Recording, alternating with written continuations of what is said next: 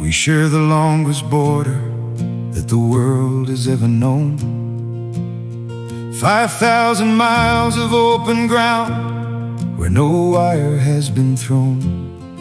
But it wasn't always easy, and it wasn't always clear.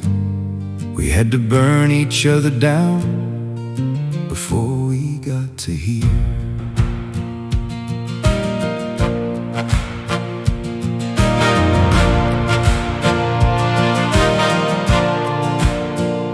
In 1812 we crossed your line and marched on York in spring.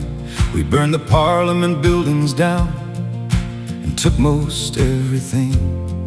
Then the redcoats crossed the Potomac in the August summer heat, and the White House turned to cinders on a Washington, D.C. street. We fought along the Niagara, we fought out on the lakes. We fought until the winter came, and neither side could take what the other one was holding. So we sat across a table and we signed the peace at Ghent, and agreed to call it even and go home and pay the rent. But something happened in the making, something neither side had planned. Two nations found each other in the burning of the land. We laid the guns down on the water, let the Great Lakes go to sleep, and we built the longest border that the world has ever seen. No wire, no wall, no soldier, just a line between two friends. The longest border in the world is where the argument ends. In 1817 they signed the Rush-Bagot Accord. Said we'll take the guns off of the lakes, we don't need them anymore.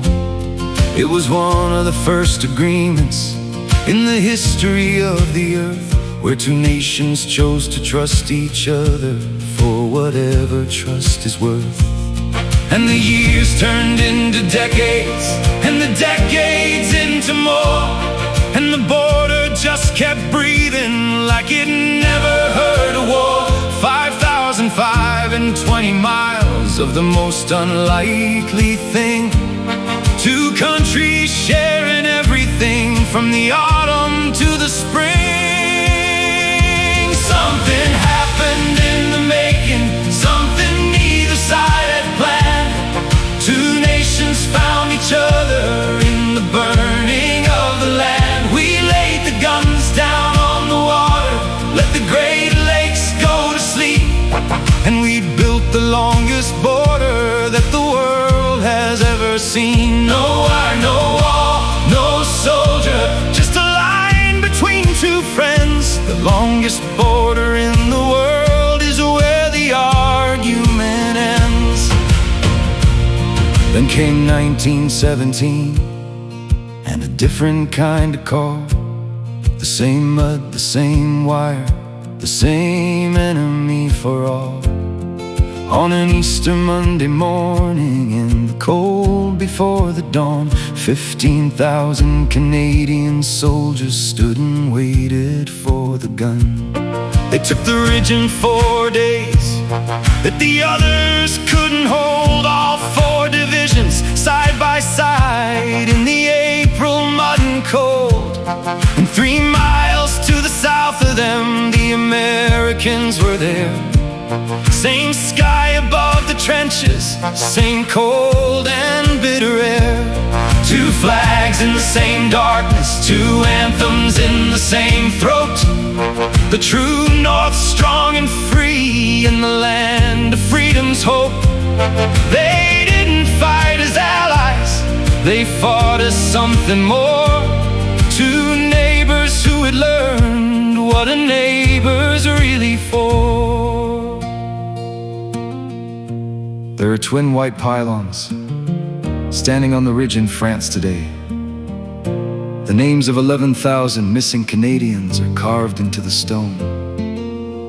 and a figure called Canada Bereft stands weeping at the base, a nation mourning its children on a hillside far from home.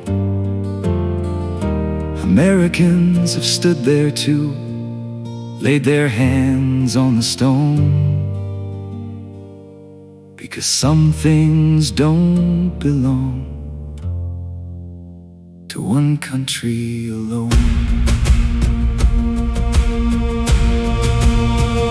Something happened in the making, something neither side had planned. Two nations found each other in the burning of the land. We laid the guns down on the water, let the Great Lakes go to sleep, and we built the longest border